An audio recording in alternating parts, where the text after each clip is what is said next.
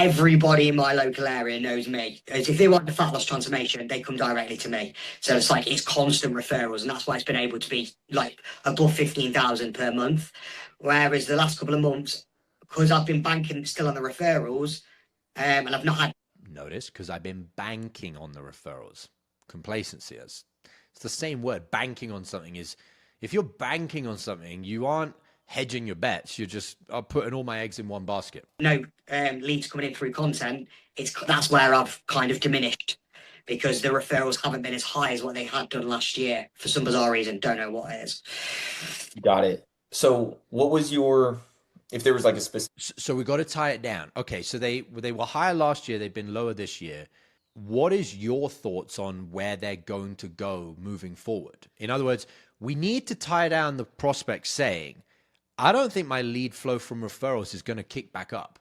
Because if we don't have that conversation, he's not tied down against all of his other plan Bs or plan Cs or plan Ds, such as, well, maybe in a few months the referrals will go back up. We need him on fucking record saying, my lead flow from referrals has gone down, and I don't think it's going to go back up. Specific moment or turning point in which you no longer wanted to rely on referrals and instead.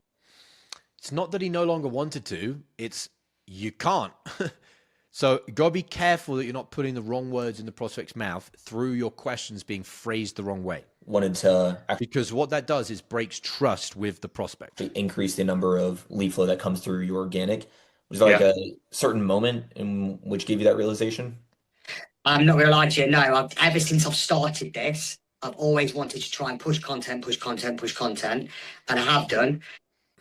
We'll find out if he's hired anybody, considering his content hasn't been getting better since he started the business X number of years ago. So can't buy into that story. And I've got a videographer who's absolutely fantastic. And to be honest with you, I've been banking on his ideas. I've just been working with his ideas the majority of the time. It's obviously I lead it, like what pain points I want to go with different things, X, Y, and Z. I present it, how I want to talk about it. But obviously something isn't clicking or something isn't right for it to not been able to pick up how I wanted it to pick up. Because I've been doing content now for probably focusing on it for about 8 to 10 months. And it's just been consistently shit. Do you know what I mean? So it's just like, where do we go? I've had different mentors for different things. And okay, maybe he has had some mentors. I stand corrected. Nobody specifically specialized in how to get specific content out there. Do you know what I mean? It's like, okay, so he's hired mentors, but not for content, which that's an interesting conversation. I would definitely go into that. Okay, so you've hired mentors, just so I'm fully clear, but you've never hired a mentor for content. No, I've never done that. Why is that? Oh, blank, blank, blank reason or excuse. We need to have that conversation. It's all generic stuff. Yeah, absolutely. All makes sense. So 10 months have passed that you're putting out, shitty content overall, and how. Be very careful you don't change the prospect's words, because he didn't say I'm putting out shitty content. He said it's been shit, as in the results. Again, these little micro death by 1,000 cuts on the prospect trusting you are critical. You can't tell someone you've been putting out shit content. You can say you've been putting out content and in your words, it's been shit in terms of the results. I'm sure he's not putting out content that he thinks is shit. Recently, did you onboard the videographer to help out with the content? About 6 months. About 6 months. And so 6 months. So you've been working with him since August last year. Since August of last year. Okay. And sounds like, he's just not getting it done. So when it comes to, have you sought out any other guidance aside from the videographer specifically for? Good question. For the content, or is this your first time reaching out for guidance on the content specifically? There was some one guy, I forgot his bloody name now. He's based in the US. But his package was like a pay in full fucking 25K, trust me now sort of process. And it was just like, so obviously a lot to invest when, he didn't really sell it very well to me, to be honest. But I've got a mentor, who you probably know anyway, a coaching mentor. But like I said, he's kind of like jack of all trades hired a mentor. You can ask him about content, but he hasn't got the specific knowledge in order to escalate it where I need it to be. Yeah, 100%. So you need someone for the content specifically. Of So course, yeah. for that other conversation that you had, it sounds like was the value just didn't match the budget, or not the budget. Yeah, did the value just not match the budget in terms of like if they're charging 25K, I would imagine it's got to be at least decent in terms of services. Did you just feel like it just wasn't matching the value you're expecting? I like that the closer's clarifying this. Yeah, 100%. It was like how he structured it was that you would go on a Loom call with him or one of his colleagues, and he would basically like he would be in the room, but he's just on a Loom recording whilst I'm recording it, and then he'd be like, no, you got to do it like this or do it like that. That's the way he sold it, and I was just like, Interesting. Okay. Got to clarify. And what about that was for you? Well, I guess for you to have confidence in potentially investing into a program, what do you feel like you need specifically in order to It's closer, it's similar, but the problem is this is generic sales wording. What would you need? No. He's already told you a real situation, which is I spoke to this guy, the guy said this, and I was about it. What about that were you about? Because to me, like one-on-one with a guy, okay, it's on a Zoom call, not, in person, but that would be hundreds of thousands. That sounds pretty decent to me. Like one-on-one, you film something, the guy says, no, let's redo it again, do it like this. Like over the shoulder, that sounds pretty cool in many ways. So I'm not clear on why the guy was about it. And we need to ask that because now we're selling him what he does want or need through a real experience as opposed to hypotheticals. Hypotheticals, always weaker way of selling. to feel as successful going into the program as you can be? I would ideally like, obviously it's all dependent on what the pricing is in bits and bobs and what's involved for X amount of money and whatever. But ideally I would like someone, because I am so poor. I wouldn't say so poor. I'm good in front of the camera, like fantastic in front of the camera, but obviously I'm just not hitting the right pain points, or I'm not putting the right content out there. So it's about basically hand-holding me through it kind of thing, in regards to, right, you need to be doing this, like sending me examples, do this. If you've got a video, if you've got recommendations from a videographer to like an editor, sorry, and I'm like, and he can put it all together for you, send it you back, job's a good one. Equally, like if I can use my videographer, we can just record the scripts, do the bits and bobs, and get it sent out there. Absolutely fantastic. The less work for me to do, the better. Oh, makes sense. So if we're touching on the pain points, you got some good hand holding in terms of just direct support on exactly if I do this, then I'll get this result for my content, and as doing as little work as possible in terms of, sounds like you just want to be efficient with your inputs so that you can actually get results from your content. Absolutely. All makes sense. So in terms of specifically, was there something about his content when you initially booked in that made you feel like you wanted to specifically align with what? Okay, so we're moving all the way now deeper into the call section, which is like, why us? The reason this call hasn't closed so far is we are nowhere near deep enough into pain. Nowhere near.